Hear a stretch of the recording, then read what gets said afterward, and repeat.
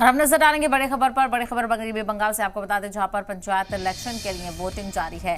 हालात को देखते हुए बड़ी तादाद में पुलिस और सेंट्रल फोर्सेस को तैनात किया गया है, लेकिन वोटिंग से ठीक एक रात पहले तक रियासत में कई अजला में तशद्दुद के वाकयात पेश आए। अलग अलग अजला से लगातार तशद्दुद की खबरें आ रही हैं। अब तक 24 परगना और मुर्शिदाबाद में एक की मौत भी हो चुकी है।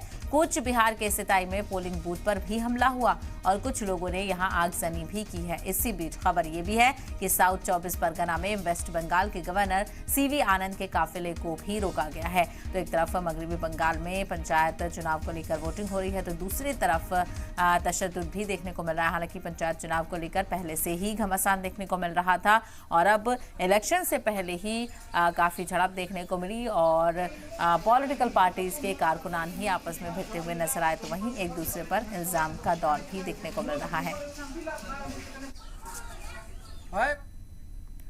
और अगली खबर भी बंगाल से ही। तो बंगाल में इंतखाबात के बीच मुर्शिदाबाद के रानीनगर में वोट डालने से रोकने की कोशिश की तस्वीरें सामने आई हैं।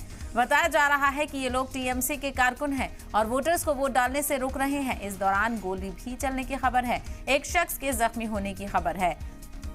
बदमाशों के हाथों में लाठी, डंडे और हथियार हैं। पूरे इलाके को बदमाशों ने घेर कर रखा है। खबर यह है कि यहां पर किसी को भी वोट डालने की इजाजत नहीं दी जा रही और ना ही कोई डर के मारे वोट डालने जा रहा है। तो पंचायत इलेक्शन में इस तरह के हालात नजर आ रहे हैं मगरबी बंगाल से और लगातार लोगों से ये अपील की जा रही है कि वो अपने हक राय दही का इस्तेमाल करें। लेकिन अगर इस तरह के हालात होंगे तो लोग यकीनन वोट डालने के लिए नहीं पहुंचेंगे और ऐसे में इसका असर वोटिंग फीसद पर भी पड़ता हुआ नजर आएगा। तो अलग अलग इलाकों में तशद्दुद की खबर सामने आ रही है।